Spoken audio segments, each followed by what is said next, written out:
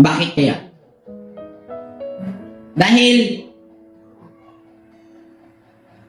kung tingnan natin, ang Israel ating basihan, si Moses, mayroong mga sumama dahil nakita nila ang hindi masukat na pag-ibig ng Elohim. Pero, nung nandun na sa journey, nagkaroon na nga ng pinagpaksupak-supak mo na hinungdan nga, mugamay ka.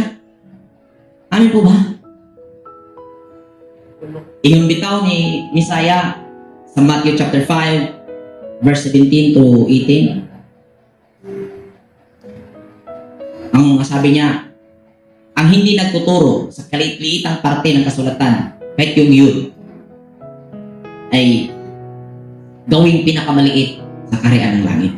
So, ibig sabihin, bakit nasabi niya hindi ka magtuturo? Ang hindi nagtuturo.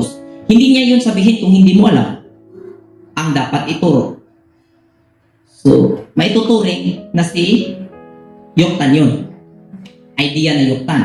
Na kung saan alam niya, dahil nakapagpas-over siya, katawid siya mula sa kahirapan, pero hindi niya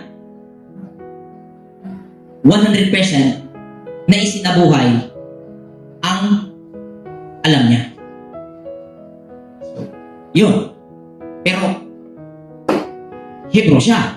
Nakatawid siya dahil alam niya.